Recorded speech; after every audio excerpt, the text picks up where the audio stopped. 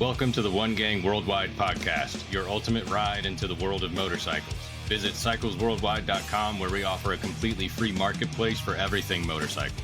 Join our One Gang community where you can connect, share info, and swap stories with riders from all over the world.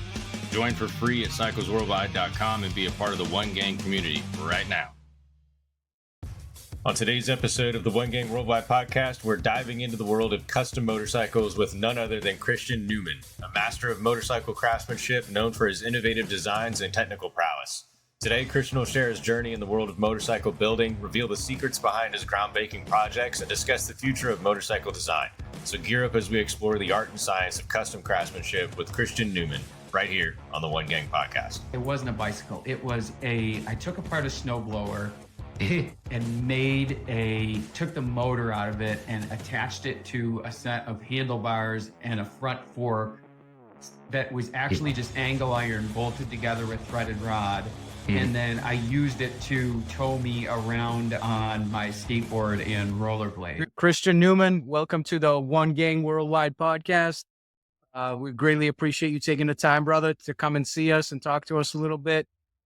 Both Ben and I are huge fans of yours. I guess we can call you a mad scientist as our nickname to you for the shit you do. So welcome to the show, brother, and Happy New Year. Happy New Year. Thanks for having me. Definitely appreciate being too embarrassed. Just go for it, man. Have fun.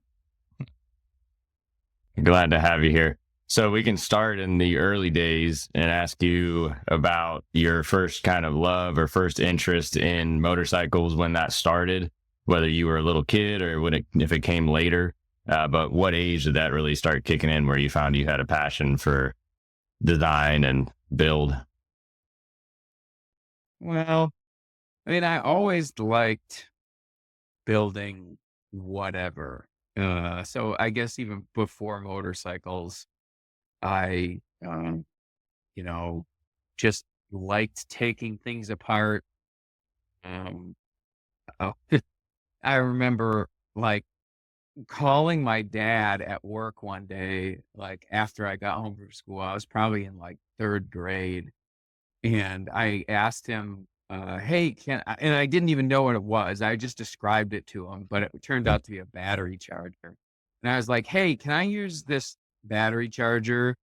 I want to make a machine. And he's like, okay, what does that mean? He's like, I guess I don't care as long as you don't plug it in.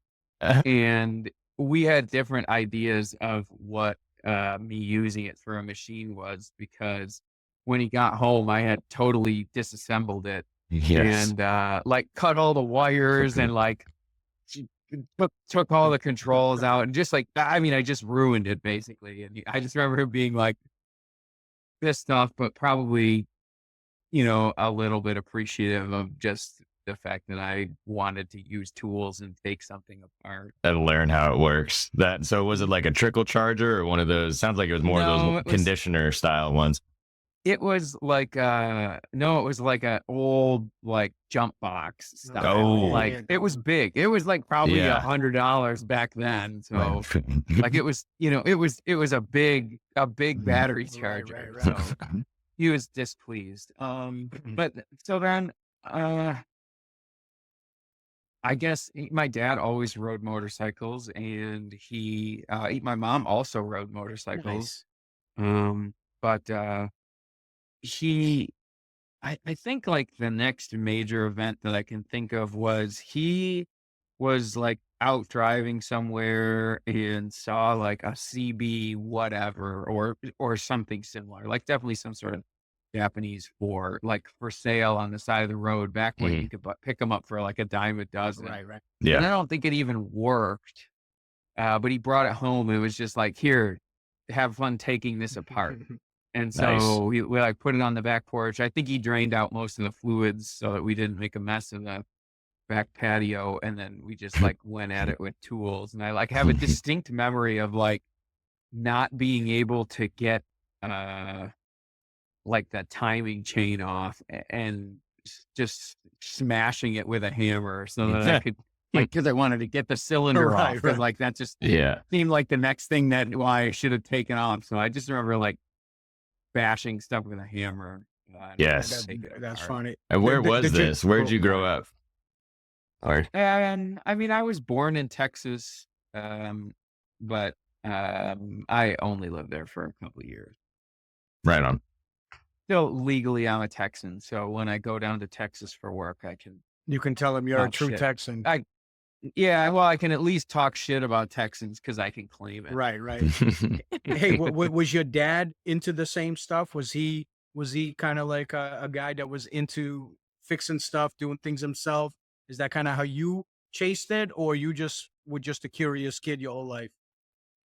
I mean, uh, probably a mix of both. My dad, would be willing to like work on stuff and try and fix it. At one point, like when I was in 7th grade, I think he bought a like old like mid 80s Kawasaki dirt bike and brought it home, and we knew it didn't work, and he was like, let's take this apart Nice. and fix it. That's cool. Although like I also remember distinctly like pulling off the head and seeing this huge like scrape down the cylinder and just being like, well, I know that's not good. And then I remember him being pissed about it because I don't think he paid a lot for it, but it wound up being like $1,200 Right. to put a new cylinder on the thing. And it was just, I just know it was more than he was expecting. But at that point, he didn't want to disappoint us, I guess. Gotcha. He was committed. Yeah, exactly. So he's, my dad's always done that type of stuff, but he never really got into like fabrication so much. What did he do for a living? He's a land surveyor. Land survey. Okay, awesome. So Yeah, he retired like, I don't know, probably 10, maybe even 15 years ago, probably 10 years ago. But he did the survey. He was out here not too long ago. And we did a crude elevation survey of my backyard so that I could get this pole barn put up. nice. So you have a mechanical engineering degree. So what is your day job like? Well, what's your responsibilities during the day? We'll come back to the evening stuff after, but like, what do you do on a daily basis? I so for a long time, I've worked at the same company for like 22 Wow. years, and we make mining equipment. Don't get excited about like picturing, like excavators and things like that. It's more like mine process equipment. So we make like big sifters, that do sifters that either separate liquids from solids or separate like particles of different sizes. So, for a long time, I started in the engineering department as an intern, back in like 2001. And then, I worked in the engineering department as an intern and then got hired there straight out of college. And for those years, I was just doing like basic kind of engineering-y type stuff, which wasn't so much design work, but more like simple calculations or like mostly revising drawings. Like I wasn't getting to do a lot of design stuff, but then the manager of the R&D department at the time just kind of put it out there. He's like, hey, you seem like a creative guy. Try and come up with a way to do this or whatever. And so I just sat down and came up with a bunch of ideas, and I guess they liked what I thought of enough. I mean, thinking back, those ideas were kind of horrible, but I was still pretty green at that point. But I think they were out of the box enough for them to appreciate like how I mentally arrived there. So you just don't follow the book. You just don't follow the straight line. You kind of check and see what you can get away with going on the outside, man. Yep, that's cool. And then so they brought me down to that R&D department, and then I stuck around the R&D department as a designer for probably 15 years. And then a couple years ago, the guy who hired me got kind of promoted to vice president to do something else, and then I was the one who filled his shoes. So now I manage the R&D department And so my life at work doesn't really revolve around design too much anymore. I spend a lot of time with bureaucratic stuff, planning, strategy, I things mean, like making that. sure So shit's right? I mean, basically, yeah, and making sure what we're working on is what is good, like makes sense for the company to be working on. Like there's a million ideas for a million projects that we all have, but um, you know, you kind of have to prioritize. Honestly, the major part of my job is prioritizing projects. and how many people Um, are you overseeing too? On top of that, I mean, technically, like oh 11, shit! So you got a but I big have team. yep. I directly manage, like 7 of them.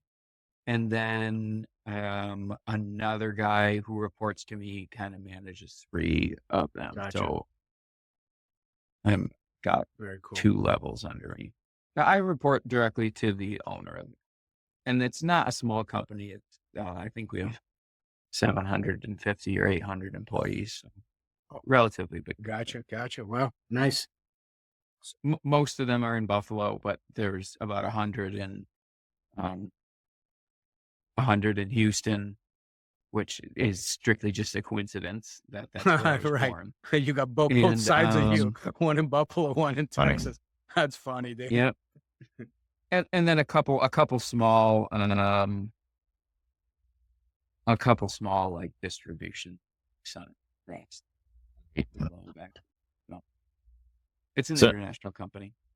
So I got to ask you, firstly, with what you're talking about, if you didn't have your baby at home to come home to and satisfy that creativity that you got flowing through your brain, figure with the being in the R&D side of things in that department, that might help a little bit satisfy or quench your need for challenge. You seem like a guy that, you want to have a consistent challenge. I am all about challenge all the time. Yeah. And just doing things. I really have to be doing stuff all the time. So it kind of is no coincidence that when I got promoted to the engineering manager, that I really started doing more, like going even wilder on stuff at home, just because I kind of needed more to scratch that same itch that I was getting before. Right. you know? Because you Sure. moved away from the hands-on, right, and more into the managerial. Right. So now you're not doing what you want to do.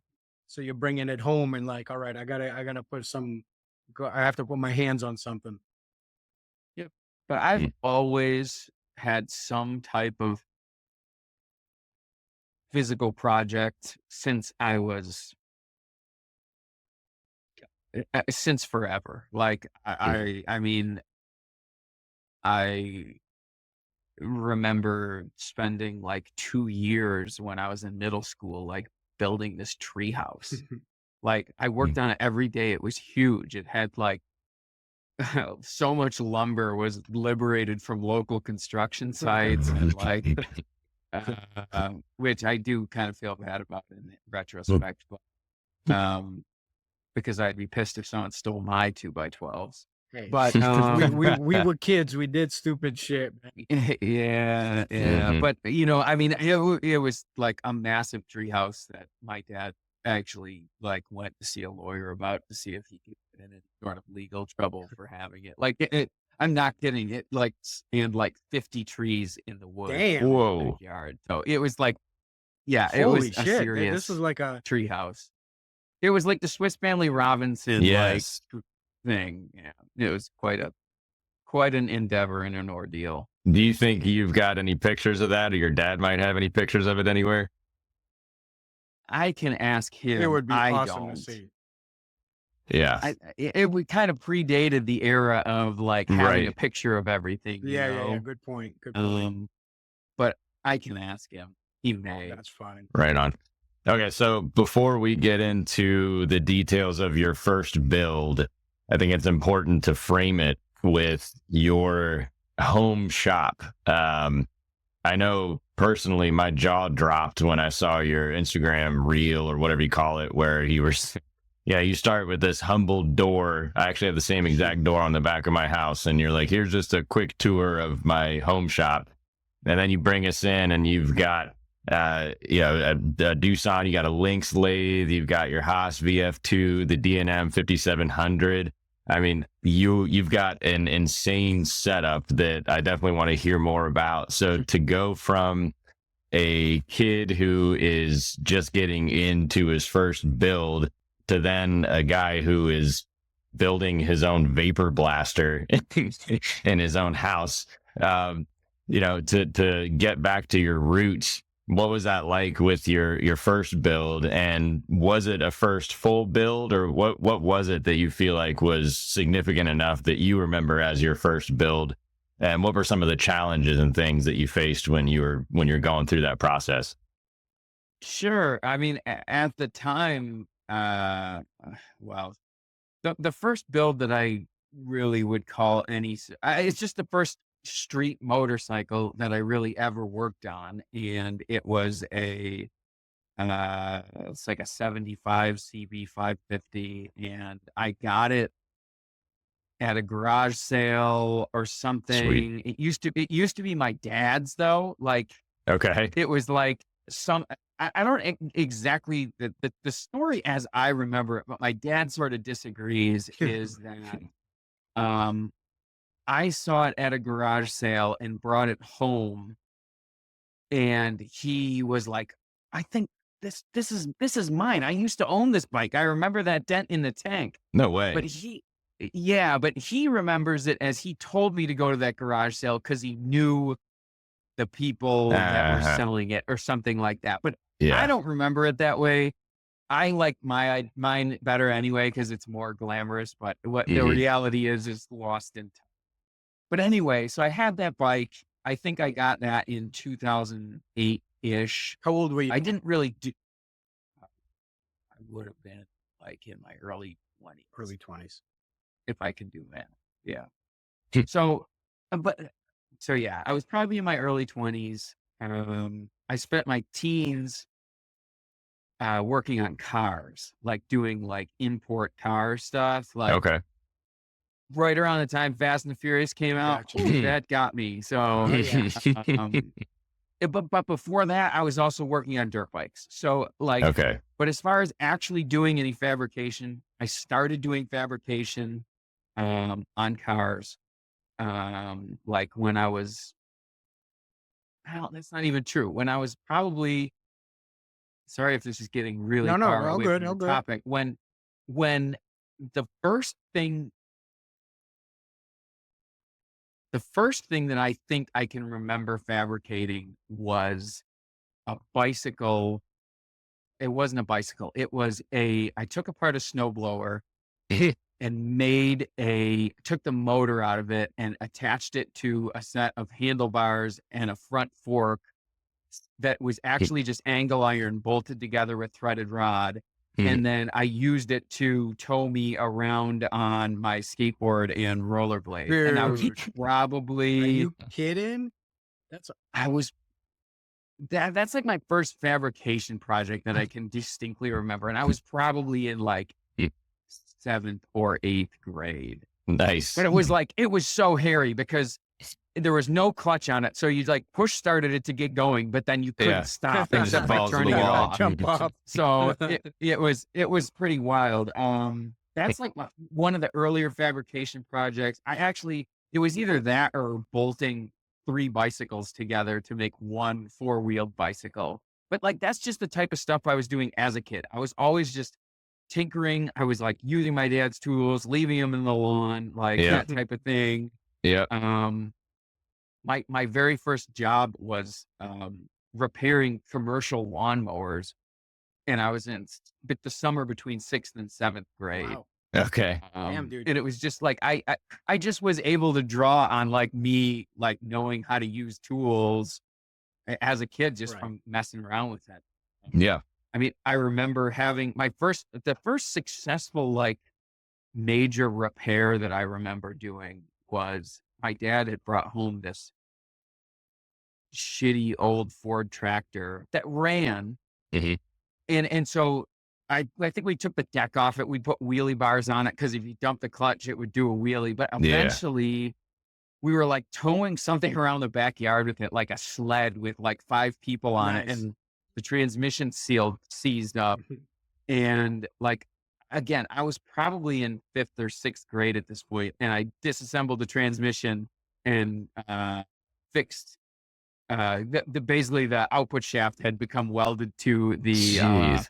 output bearing, and I took it apart and like hammered it apart and then hand sanded the bearing and the shaft smooth again, put it back together and got it to work. In So 5th or 6th grade?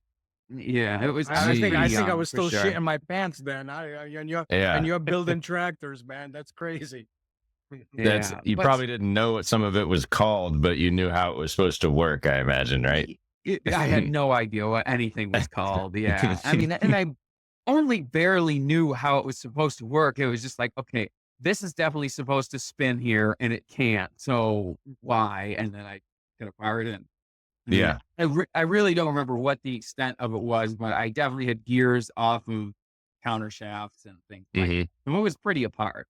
Yeah. But anyway, getting back to the original question. So fabrication, the first real fabrication project that had like aesthetic intent was when I was probably, I think I was 18 or so, and I had this Nissan Maxima, and I just started making parts for it because I kind of knew that I could, and I knew that I would figure it out. So I started making parts for it, and actually had it through most of or a lot of college, and then my senior design project, I like built a turbocharger kit for it. So I was like welding up exhaust. Wow. It was like my first time I ever welded. I was like welding in. I was going to ask you that.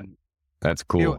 I borrowed my neighbor's flux core welder. I Nice. didn't have a mask, so I was just like, I just remember like looking in there. There's like all these MIG wires just like blasted through it. Like it looked like total ass. But the car ran for like Nissan Maxima. It actually worked out pretty well and it was pretty fast. Those V6s So, are beautiful, man. I had a couple. I love them.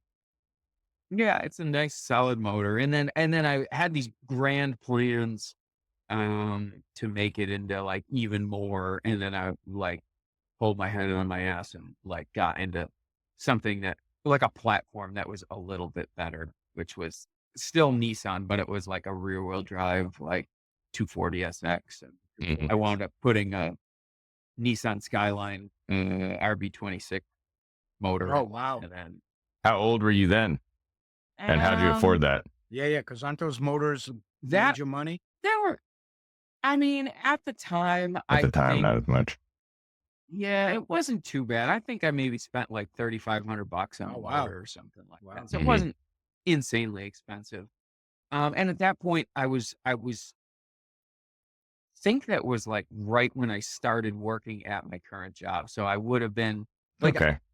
I had, basically gone from no income to having a real job. And I think I hadn't even moved out of my dad's house yet. And so I like had money and not a lot of expenses. Right, So right. I was able to like don't like, waste money on something like that. So that was like kind of the intro to fabrication. And then I got that Honda and I did like a couple things to it. Like I think I like just took some like bullshit off, like the turn signal stuff. Mhm. And then I think I put clip-ons on it, Mhm. handlebars, and then Cafe styles. yeah, but I didn't really do much else. Like it was mostly that. And then I wound up just it got shelved for a while. Like my roommate backed into it and eventually knocked it over. Like the tank got dented and like I kind of dicked up. And then so I was like, well, whatever. I don't really care. Like I only paid $20 for the thing, or Right. $10. I paid $10 for it at that garage sale. So I didn't really care. But then it sat around and then my buddy Chris Walker like got an iron head that he bought from somebody, and I was like, oh, this thing's pretty cool, like it's like my dad had like big ass Harleys, but I had never really seen uh like a Like a cool, sporty like iron head stripped motor. Yeah, down yeah, yeah. chopper. Yeah, yeah, Yeah, yeah. but it was like it was a chopper. I don't think it had a front brake. I I don't remember much about it. And I was just like, oh, this is cool. And then that kind of sent me over to Chop Cult. If you remember Chop Cult. And Mhm. then just sniffing around there, I was like, oh, I got this motorcycle. Like, I'm gonna make something cool with this CB that I've got. And Yeah. so I just kind of started poking around at that, and like eventually built that. And so I really haphazardly like put like an inverted front end on it from a sport bike, and put knobby tires on it, and made a seat pan and sewed a seat with my mom's sewing machine, Yes. and um True, like true found homemade. Yeah. yeah, I found a taillight in the dumpster at work that Score. my boss at the time had like taken off his tractor, and I was just like, oh, this thing's sick. So I Yeah. put that on there with like all sorts of just found shit that I had. I really didn't spend much money. I welded up a set of handlebars. Mhm. Like just I was just crudely making stuff. Some of it at work, some of it at home. I think by that point I had my own little like Lincoln like MIG welder. Mhm. And I was just like, whatever, dealing with like working with what I had. Yeah. I had a hacksaw and an angle grinder and a bench grinder, and like the tools that pretty much The basics. everybody starts Yep. working on bikes, right? The starter So kit. Now at I that had time that. too, were you like you were just you kind of it feels like you're the type that you would just kind of build what you thought looked good. Did you have any outside influences at that time, or you were just tinkering and having fun and working on angles and cuts that you liked? It was a mix of, I mean, I definitely had my own, I had little outside input. And what input I probably did have was largely a specific thread that was on the Jockey Journal, and it was called like Japan Scene Thread or something like that. And it was like a lot of the Japanese style, like Yeah, Harley builds, Yeah, yeah, like yeah. a lot of like really short chop, like it was always had like popular.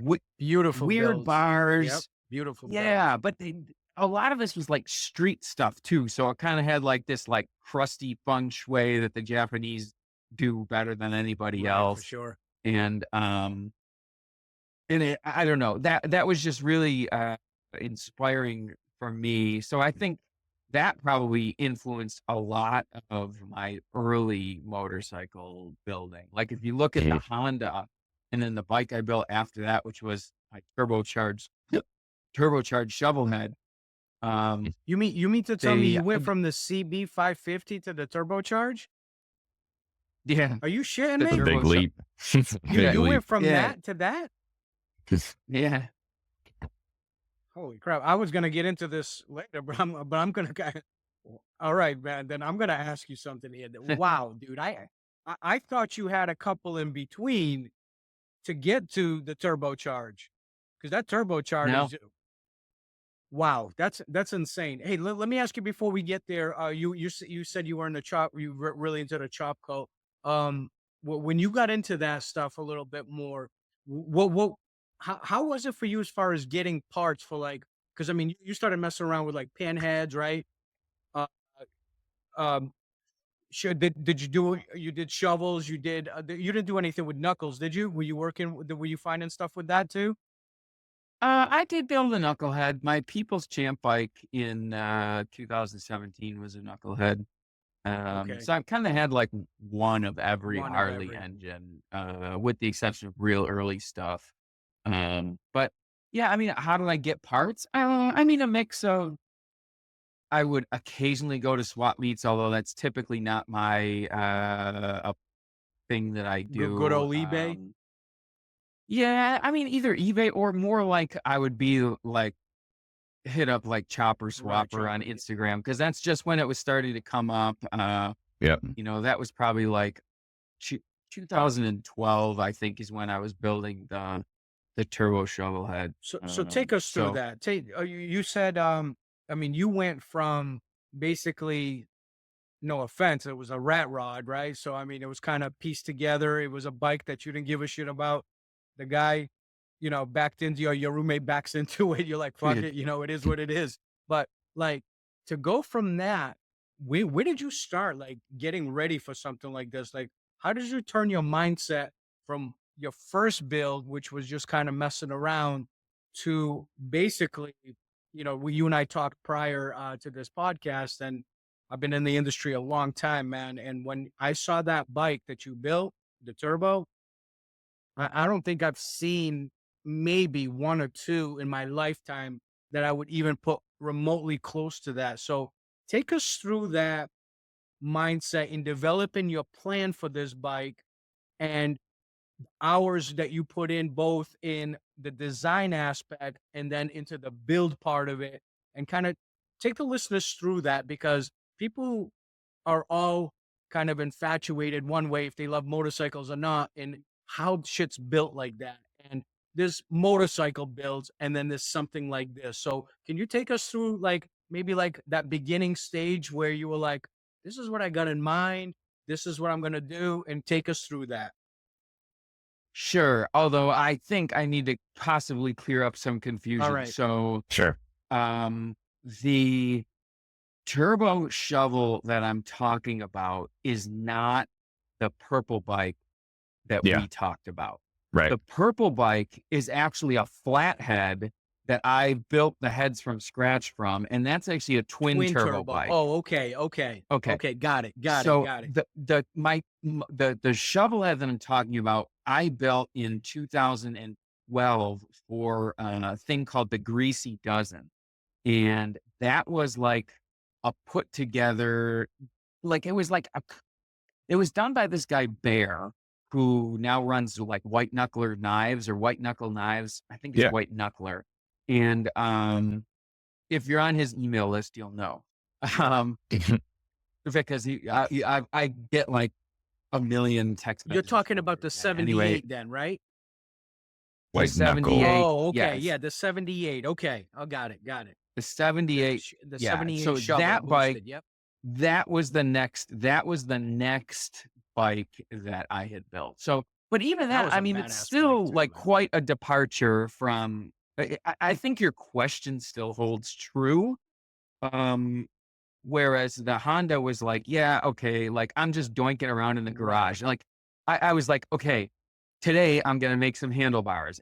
Tomorrow, I guess I'll make some exhaust pipes. And it really wasn't terribly cohesive. Like it was sort of cohesive in its incohesiveness. Like it did just kind of have like a thrown together, but it sort of all worked in the end. Whereas with the shovel head, I went in, like, I stripped it down to the bare frame, and I approached it the same way that I approach like an engineering project, where at that time I had been working as an engineer for, 12 years or so, maybe less, maybe 10, but enough where I knew what a good project flow looked like. And a good project, at least for me, and a good project flow for me is a lot of like kind of upfront planning. And so I just spent a lot of time planning. Like I did like hand drawings of kind of what I wanted it to look like. I did CAD drawings. Um, I just sort of I tried not to be terribly influenced by other things that I saw. I actually like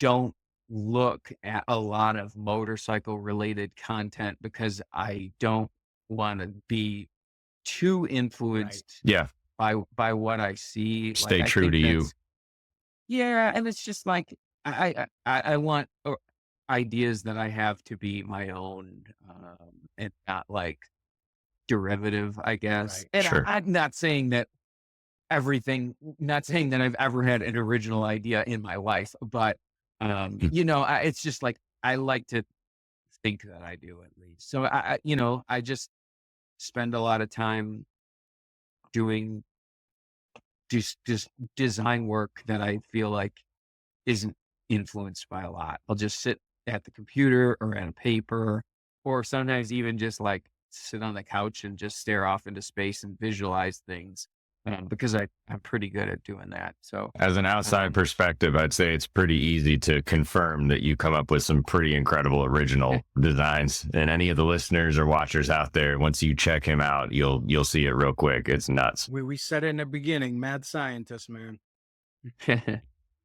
yeah. And I mean, a lot of the stuff I try and do is like, I like to call them like 10 footers, and not in the sense of the way that people normally use them, right? Which is like, oh, that paint job looks good from 10 feet away, right? Right. But sort of the opposite of that. Like, it looks kind of like a normal bike from 10 feet away. But then when you actually look at it, you'll see a lot of things that maybe or hopefully you hadn't seen before.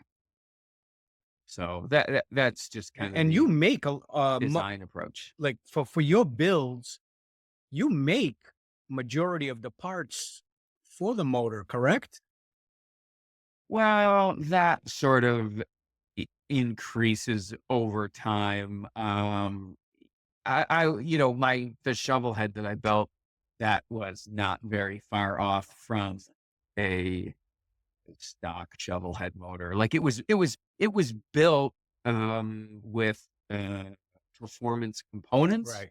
but it Mhm. wasn't necessarily like, I didn't do a ton of fab work. I think the only major modifications like to anything important was splitting the rocker boxes, which has been done a million Right. times.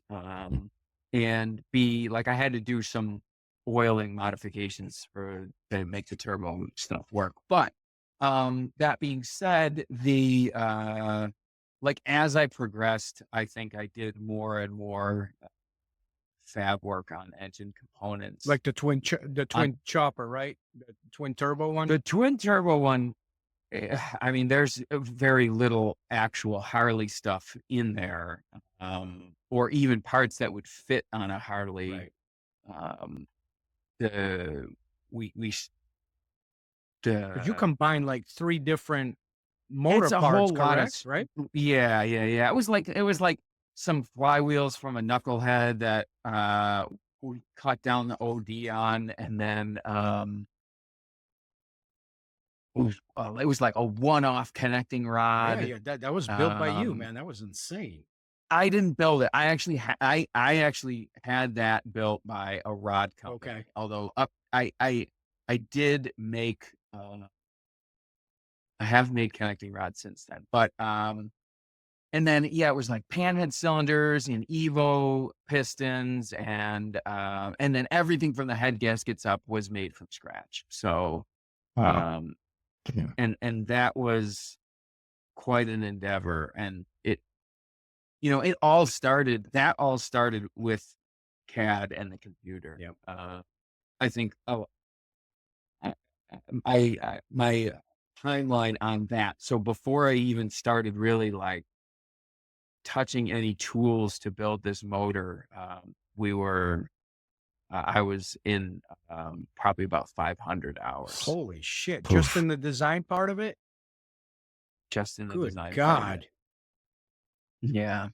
But When did you know it part was of right? that's Like, I mean, you spend that kind of time, right? I mean, like when you're building, you know it's right because, you get to that point where at completion, you can see all the details, everything fits your mindset. But like, how do you know when you're done, when you spend that amount of time in the physical design without even putting your hands on a tool? Yeah, I guess part of it is because I'm just familiar enough with, I mean, I spent 20 years doing CAD work that then was built into machines Right. that had to go out the door and get sold. So, I mean, I have an understanding of how those two relate. And also, I mean, when I wouldn't move on to the next part if that part wasn't done. Or I mean, it's not always that simple because sometimes you got to kind of like iterate. Right. But in the end, it's sort of like I don't know. It's kind of hard to describe, but sometimes it doesn't feel like you're designing it. Sometimes like I think once you have an idea, you're almost like discovering it and not designing it. Right. Like it can kind of only be like if you choose that you want it to do this, that, and the other thing, there's like a way that sort of makes sense. And in order to, so you just sort of like put it together. You're just sort of discovering it. Like this has to be this size in order for it to work. Right. And there's some engineering, right? Like, yeah, maybe the shaft could be anywhere between 3/8 of an inch and 3/4 of an inch, but somewhere in there, there's one that makes sense. But a lot of it is just like, okay, if I want this to connect to that, like, how do we get there? Like, okay, a straight line. Okay, a straight line's not going to work. I have to go around something, so go around Hmm. it. Like, so there's an extent of discovery, and then I sort of took a step back and I was like, okay, like I know the bare bones of how this is going to work. Like my intake ports are going to be here. My valve angles are going to be this, that, the Hmm. other thing. Like my rocker arms are going to look like this. But then I was like, okay, like how can we make it a cohesive design that makes it look like, well, I had a million different designs for the rocker boxes, and I Hmm. actually settled on something that was shovelhead-esque. Right. Um, but it's different. It's different than a shovelhead, and there's a bit of K model inspiration in there as well.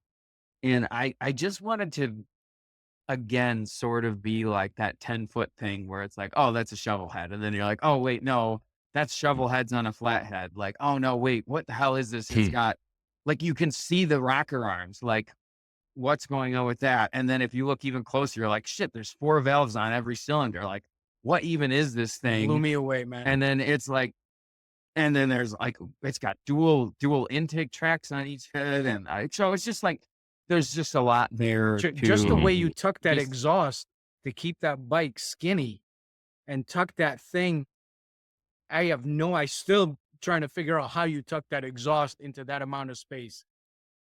well, I mean, that again goes back to that 500 hours of Right. Of planning. You course. know what I mean? Like, it's, there's some things that are easier when you're doing it in CAD and some things that are harder because sometimes things look okay in CAD and they look Hmm. like crap in real life. But also like it's easier to like be like, okay, my plan is to run the exhaust like this. Like what needs to change in order to do that? And it's way easier to like, like if I had drawn an oil tank or something and I'm like, oh, well, I want to run the exhauster here. Like if I had already built that oil tank, then it's like, okay, well, now I got to either make a new oil tank or modify this one. But maybe like it doesn't make as much sense to do that. Right. Like it just wouldn't look like it was meant to be. Right. So, but Hmm. when you do everything in advance, you can get something that looks like was meant to be that way instead of something that looks modified. Gotcha. Hmm. So I just kind of approached it with like, how can I design a motorcycle using as few off the shelf parts as possible? Yeah. So speaking to tolerances and design, and you don't really want to be influenced, you want to keep as much originality as possible. In your earlier years, is there anyone that you would admit as a builder or as even the actual finished product itself? Is there anything that influenced you that you like to hang your hat on? Or do you just like to keep it completely raw and try to stay away entirely? Um, I mean, I remember when I built that shovel head and I brought it to the very first Fuel Cleveland. I was, I was walking in there and I was like, yeah, this is like as built as a bike could get. And like in hindsight, I realized that's not even remotely the case because it's like, yeah, I had like a lot of purchased parts on there still, but I was like, yeah, I really thought I like had something. And then I saw one of Jeremy Cup, like a Jeremy Cups build, and it's the one that still stands out the most to me.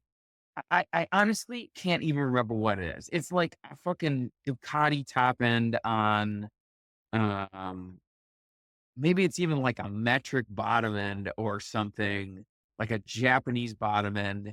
And I just remember like, oh, what the fuck? Like, I didn't even think about like doing something kooky with the motor. You know what I mean? right. Like combining two motor things together. So, Frankenstein.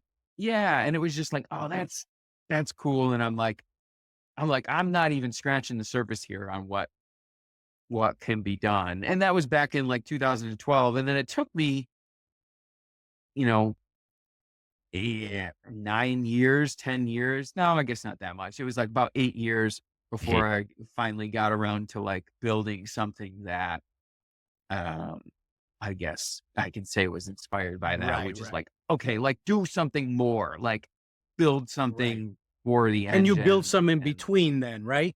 You had done a few I in did, I built between a, because you had a couple of beauties, man, that you did. You had yeah, I mean, the black iris, right? do you mean I had a bike? I never named any of my Oh, bikes, so I don't know what that might be. that I built the order of my builds was the Honda, then I built a shovel head, then I built a pan head. That one's blue yeah, and it's got like an eyeball that's a on the beautiful tank. one. Then I built for a guy. Uh, it was like it was technically a pan bottom end with a shovel head top end on it, and I did like some basic mods for him. And it was a pretty cool bike. How'd But that guy kind of find you? basic. He was actually just a friend of mine. Okay, cool. And I was actually working at his.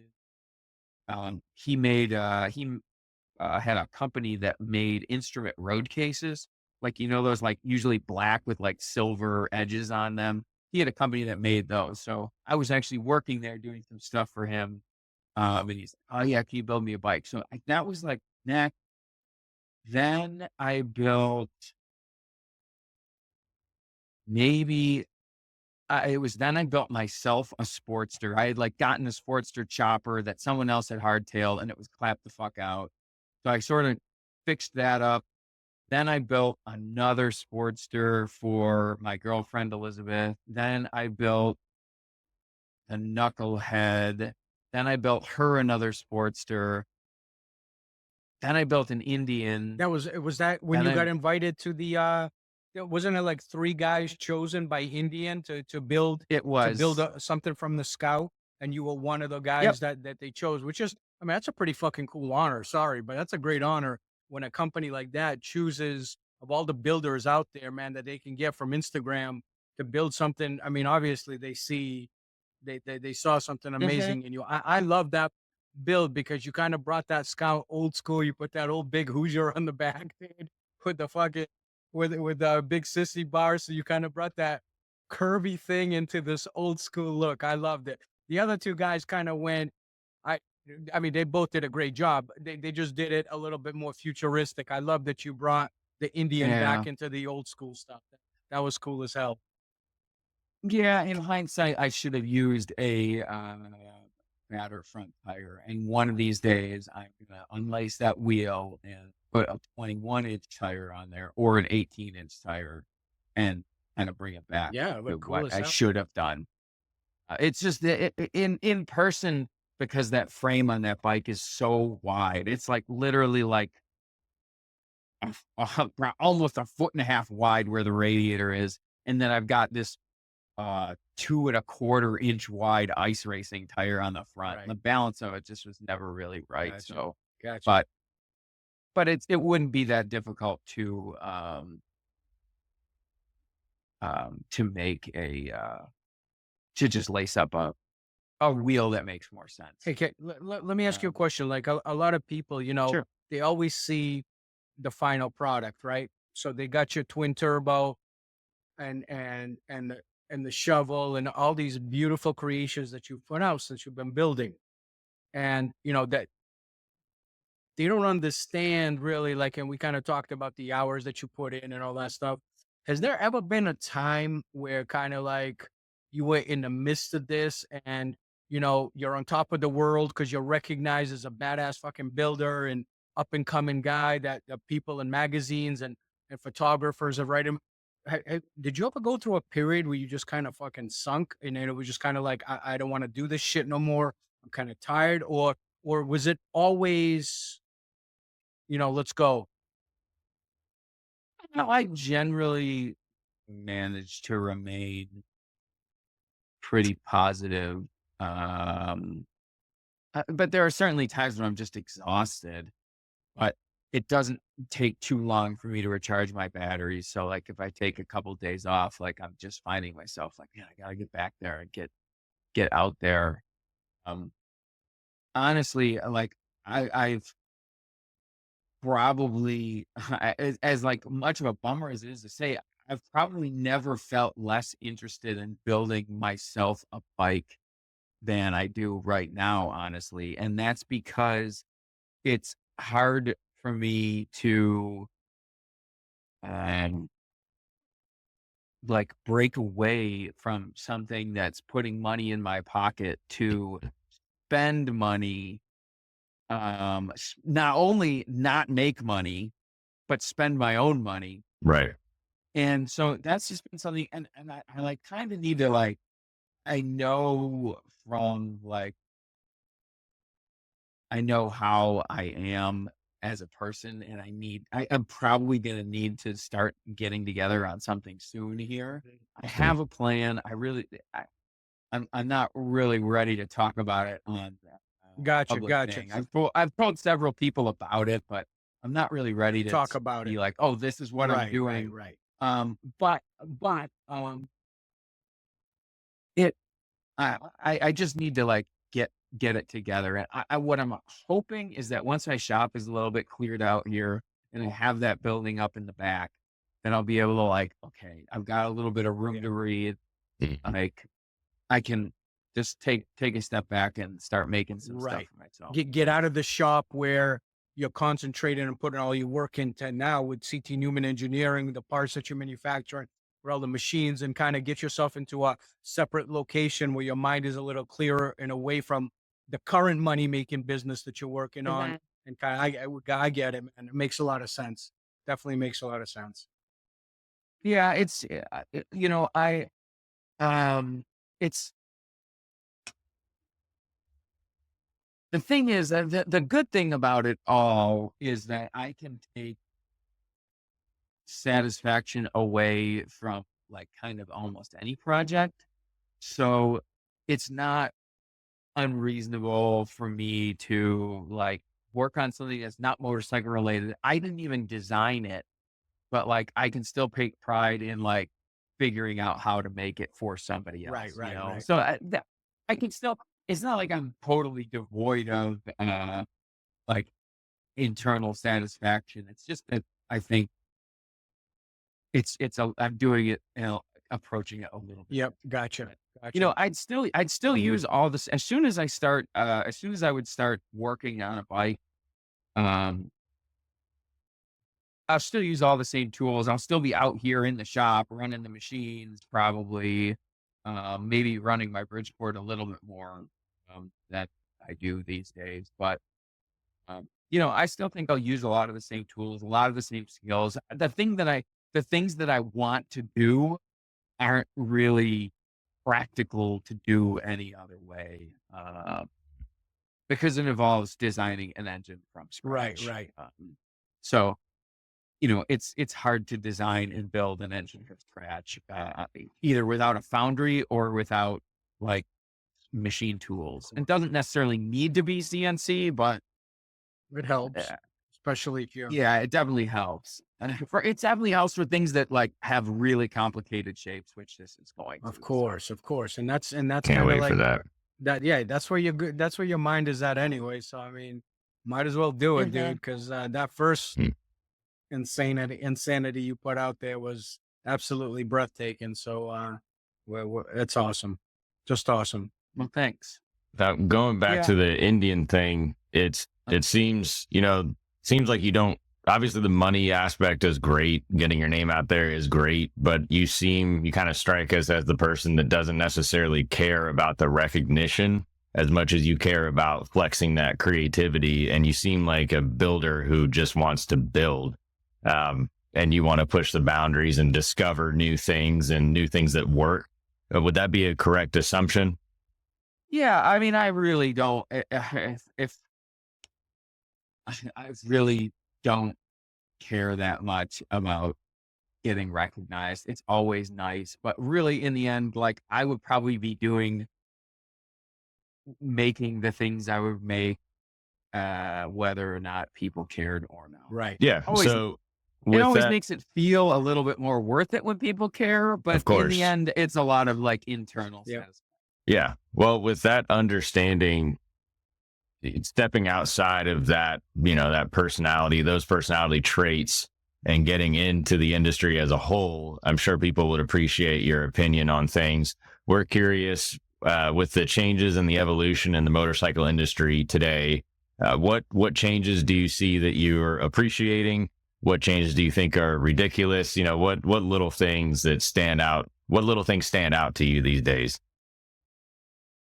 Yeah, I mean, I can't come in and talk like I'm some old salt, right? Like I've really Right. only been like around like motorcycle builder culture for, I don't know, 13 years, which, isn't a short period of time, but it's not, there's guys who've been doing it for 50 years. Right. Right. So I certainly can't come in and be like, these new kids with their fuel injection and their this, that, the other thing, Big right? wheels in the front. Yeah. I mean, so I honestly don't have too much of an opinion on what anyone else wants to do. Figured. Yeah. uh, But I like what I like, and I like things that are. It's so tough because I always say like I like things that are different, and then I see something that's like really different, and I'm like, fuck, I don't like that at all. Right. Because I think there's you can be different and still good, and you can also be different and bad. Mm. Like different isn't necessarily inherently good. Right. So I don't know. There isn't anything that I like as a rule. Well, besides hand clutch, hand shift bikes where there's a clutch on a hand shifter. There we go. Looking for those details. That's a hard no from me. Sorry, everybody with the setup out there, but man. I think it's just corny. Like if you want to have a hand shift bike, like Learn how to ride a hand shift and bike. put a foot That's clutch. right. Yeah. That's right. Hop on a mountain bike. Yeah, right. And then like I don't know, like chachi bagger stuff with a lot of flashy bullshit. But again, like 100%. but again, if somebody likes that, like more power to them. Like, and if they want to like do what I'm doing, like whoever like the Christian Newman of chachi baggers is, like I'd still appreciate that guy if he's like in there like trying to do something that's radically different. Like I'll still appreciate it even if I think it's dumb. Yeah, we're asking your opinion. Everyone's entitled to theirs, and the diversity aspect is pretty cool. But we're curious about your taste. Yeah, I mean, my taste is stuff that looks old, looks less is like more. It wasn't. Yeah, and like not super future. I don't like stuff that's super Me futuristic neither. looking in general. I like stuff that looks old, in a way that's like kind of like Art Deco-y old. Like I just love castings and like just the shape of cast things. And if you look back at stuff in the like old stuff that's way overbuilt, the reason it's overbuilt is because it was cheaper to like just design that, like to not design the hell out of it. Be like, okay, like we'll just build this thing beefy as fuck. So it doesn't matter if there's a stress concentration in this area because everything is overbuilt. So it doesn't matter. Like, whereas nowadays, I mean, and that's the evolution of design, right? Is like make it better and better means a lot of different things, but better Yeah. in like design and manufacturing standpoint is like, yeah, it makes sense to like have like the least amount of material as possible, or to make it as manufacturing friendly as possible, or Yeah. you know, like design it so you don't need to hold tight tolerances, or this, that, the other thing. And um, People didn't have a DNM 5700 in their, home shop back correct. then. And right, and they didn't have that. They didn't have access to CAD software with finite Right. element analysis and things like that. Like, I mean, shit, like look at like a control arm from like a new Honda Civic, and then look at a control, something that would be like a control arm in like an old like Yeah. car from the 20s. Like it's like totally different. Like one has been engineered to fucking death. Right. And if you take like 5% of the material off the thing, it fails. Yep. Whereas, you know, the other stuff, is like, right. no, it's fine. But there's a reason for both things. And I just happen to like the older Awesome. thing, even if from an engineering standpoint, it makes less sense. Makes a lot of sense what you're saying, for sure. Hey, let me ask you this. For somebody who might be listening to this, watching this on YouTube, maybe another Christian Newman somewhere hiding out in his garage, tearing apart all these little electrical things. What kind of advice would you give somebody that maybe wants to take this chance, is kind of either nervous to take it, or maybe doesn't have the support around him or her to take the step, but listening to this kind of brings that inspiration into them? What kind of advice would you give somebody that's sitting there listening to this, and you know, what would you say? What would you Sure. I have mean, liked to hear when you were younger? well, I mean, I guess it's something that I did hear, and I think it was helpful. And that's basically like, don't like fucking up is part of it. Part of And it. like, Yeah. I mean, I spend more time doing stuff wrong than I spend doing stuff right. So like, Great advice. just like take it as a learning. I mean, it's right. Like learn from your mistakes. Like, oh, real fucking Right. nugget of wisdom Yeah. you came up Yeah. with, Christian. Like, Yeah. It's great where- advice. Thomas brother. how Edison did you already ever did it. think of that one? Great Yeah, right. advice, brother. But- Great advice. But like really, like, I mean, I just, I don't know. It's an ongoing battle for the human condition. Is you mess up enough times when you're chasing a goal or chasing a design, it's so discouraging. And those words are so cliche, but they hold true now, just like they did with Edison and the light bulb. It carries weight. Yeah. And then, like it's way easier to realize you made them, like fail fast though, right? Like if you've got like some idea for like a foot control or something, and you're like, oh, I'm going to make this foot control and I'm going to make it out of fucking, I don't know, 5/16 rod. Like go out in the garage and like try and bend up a piece of 5/16 rod. Like don't spend even a second away. longer thinking about it. Right. Like See go if it out works. there, Do it. try something and fail fast. Like Proof of that is concept. Yeah. an engineering like 101. And you just got to be careful, because sometimes that like chicken test stuff, as we call it, can give you kind of a false negative sometimes. So you kind of have to learn when like it's like, okay, this didn't work because it's not going to work, or this didn't work because, I needed to do a better job of trying to figure out if it'll work. But sometimes you just got to Makes sense, man. know how to make sense of that, right? But really, like just try shit, like preferably in an environment where you're not gonna like have the front end fall off your motorcycle. But just Hey, literally just try it and do something, even if it's wrong. That's like something that I learned in, like, people always yelled in the kitchen I worked at, like, do something, even if it's wrong. Like, you'll just do something. And right. if it's wrong, you'll learn something. That's And right. if it's right, you'll also learn. I love that, man. That's the great advice. I feel the same way, that a lot of people don't do it because they're afraid they're going to screw up, but they don't understand what that screw up actually does. It teaches them how to not do it that way the next time, or do it better. So awesome advice. Christian's words of All advice right, are man. probably Hey, also, but probably can also be found like on a piece of driftwood at Bed Bath and Yes. Beyond, like on the bathroom door, somebody fucking.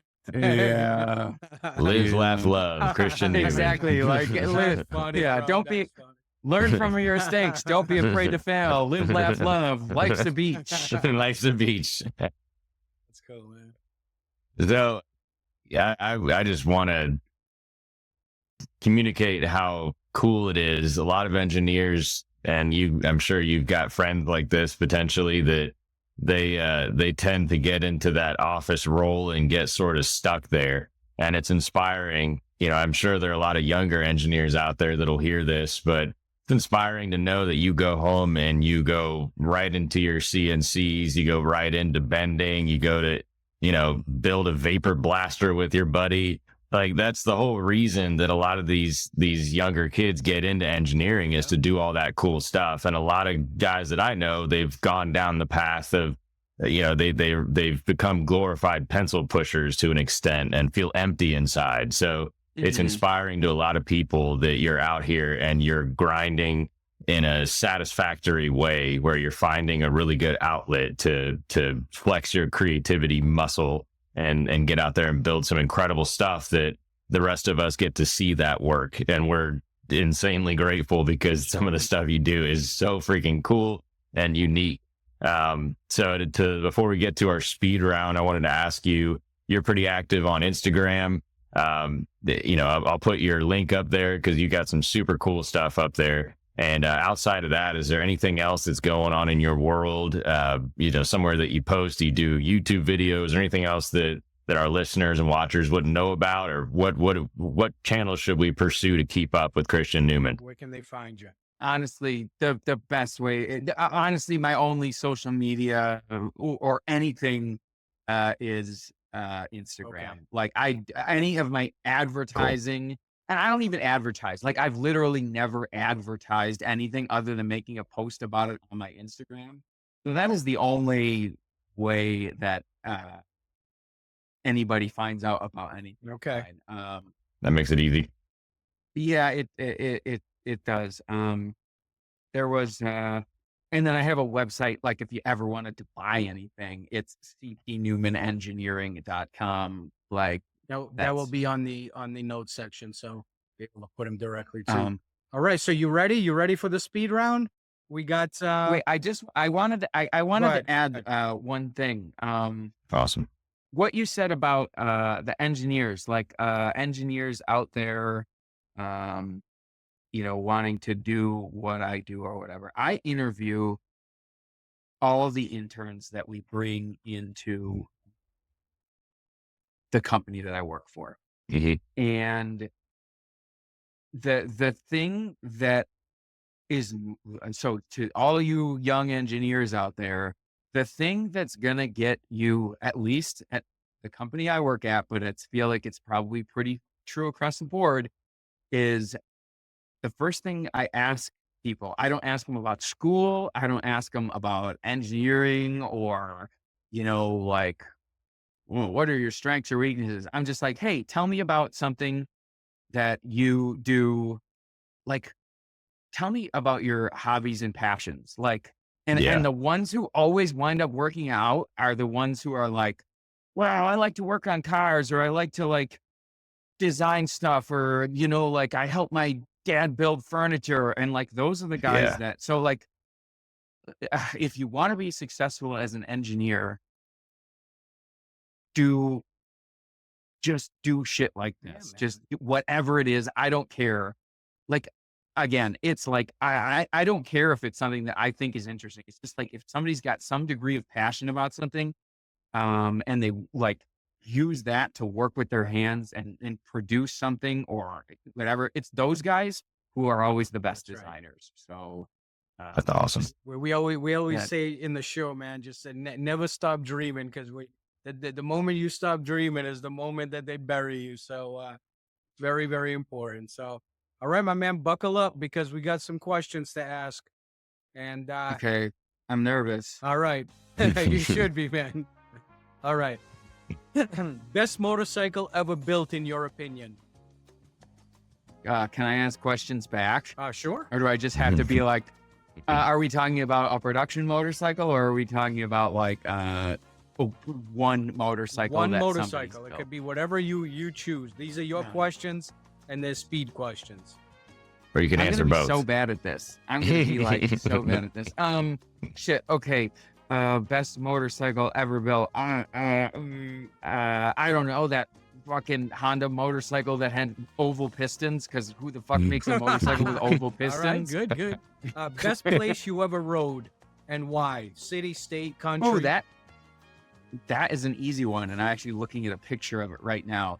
I did a cross-country trip with my buddy Andy and Brandon, and we rode through Idaho, and we Love came Idaho. through Idaho in the mountains, on the heels of a forest fire. There was still like Whoa. red fire suppressant Embers. all over the road. Oh, wow. There was like fire out off in the distance, smoke. Like, it was totally That's awesome. cool. That's cool. And Wow. the only thing that could potentially be better than that is when we broke out of, we were riding west, and we broke out of the mountains and trees in I believe we were in Oregon, and hit the Pacific Ocean. Pacific That Ocean, was that's a great the ride, yeah. yeah. Fuel injected, carbureted, or electric? I mean, definitely carbureted, too. but in the interest of simplicity, I'm not opposed to any of those things, but if you want to make a chopper, like, Yeah, if you want a bike to sound like a bike, for sure. Yeah. Favorite cruising speed, 40 to 50, 75 to 100, or 100 plus? I don't think anything that I make goes 100 plus, so we could scratch that out. I honestly, I just Cruise, man. second gear, third gear, cruising around. That sounds great Alright. to me. Favorite riding road, curvy, straightaway, trails and dirt, or scenic? Ooh, am I gonna hurt you guys' feelings if I say trails and dirt? Because Awesome. Not at all. Awesome. I've been riding dirt bikes my whole You know life. how many people And- choose that? It's crazy. Almost everybody chooses that. So yeah, because you're away from the traffic, you're away from the bullshit. Well, and it's the challenge thing. Like, Yep. again, without getting too carried, like, it's way easier to challenge yourself in the woods on a dirt bike, like at 5 miles an hour, Yeah. trying to get over a giant Right, log, right. or like, how do you get the same level of challenge like riding on the street, like trying to go around a corner at 110 miles an hour? Like, Right. Good point. If you fall off the log, you're not dying either, which is nice. Exactly. Right. Favorite motorcycle movie of all time? Yeah. I don't.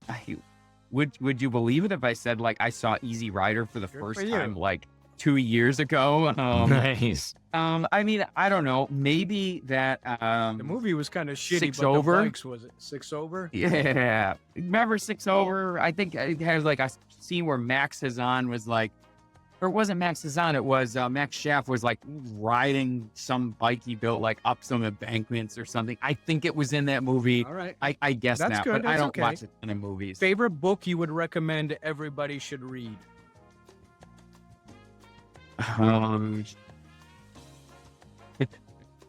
My favorite book is a book called Downtown Owl, which is like not related to motorcycles cool. at all. That's okay. But it's I don't know. It's just a weird. what's it weird about? book. Otherwise, it's about like a town in the Midwest where nothing happens. Oh, and gotcha, it's gotcha. One of an artist named Chuck Klosterman's few.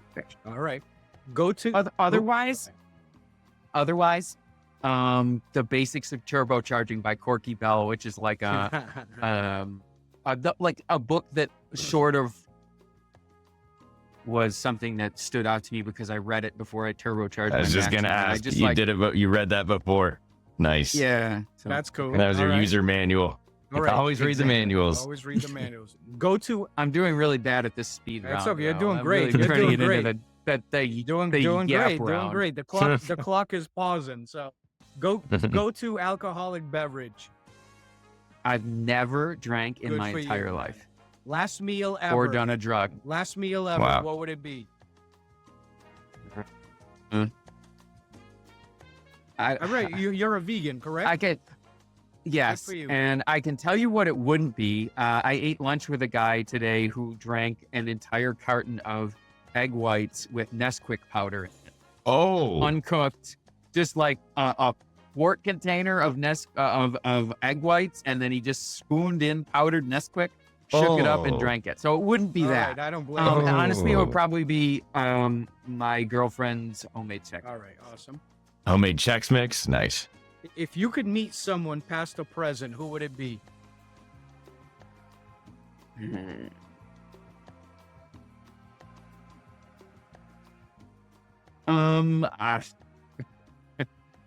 I know it's tough. That's a tough one because there's a lot of good people. Yeah, I'm just trying to think of the person who would be the funniest. Let's say Paul Tuttle Sr. Paul Tuttle Sr. You never met him before? No, we've talked on Instagram a All couple right, times, all right. but All right, I cool. feel like I'd like to give him a hard time because I think he could. If you're stranded on a desert island, what is the one music album you have?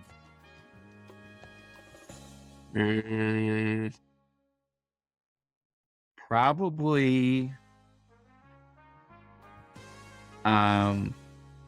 this band called Hot Cross. They're like a shitty, like kind of emo-y band from the early 2000s. All right. And it was a very Nice. formative time for me. That They mean a single lot to hot you. cross buns was so good. Yeah. All right. If you could swap lives with a cartoon character for a day, who would it be and why?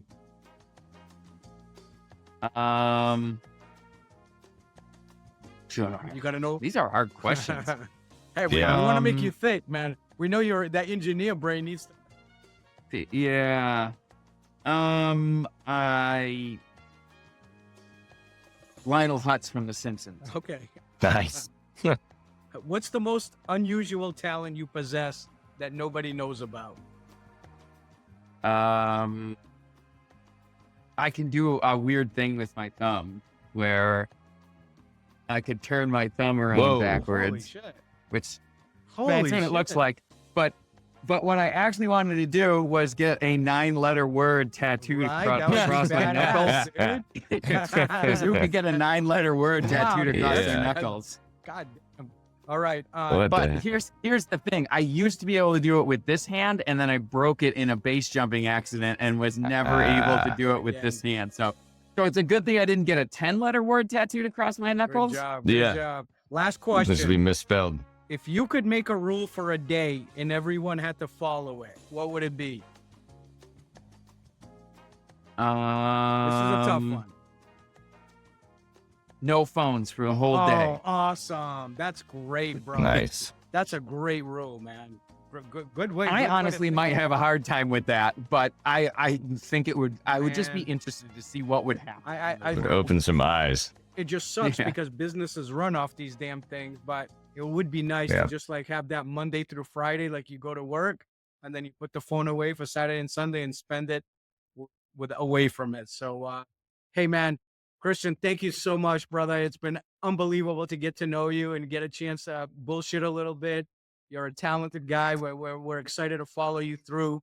Can't Yep. wait till that idea comes out and you start working on it because we're definitely going to follow it. And if it's cool with you, obviously have you back once it's done and we kind of bullshit a little bit about it and what went into it. So Sure. we wish you nothing but success, health, and just keep dreaming, brother, because we're definitely big fans.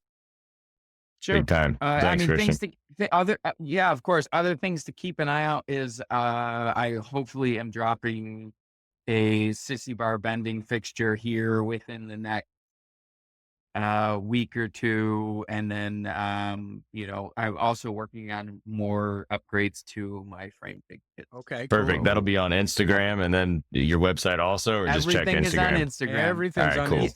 Instagram. Everything comes from Instagram. I mean, everything to buy is on my website, but Instagram, easiest pay way the to man, find it please. is- He's putting all his stuff on you, man. He's putting all his eggs in one basket. Pay the man. honestly, if anything, I owe Instagram like every dollar that I've ever made. Don't because say that.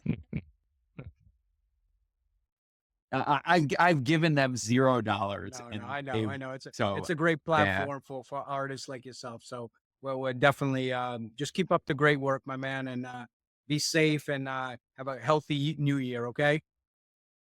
Sure, I can't promise that I'll be safe. You will. I'll try. Have fun. Your brain, yeah, have fun. Your brain works in good ways and it keeps you safe. So that's the good part about it. Okay, well, I'll check you guys later. All right, Talk we to you appreciate soon. you. Thank Sounds you. good, man. Appreciate you, Take care, bro. Kristen. See ya. Hey, brother. Peace.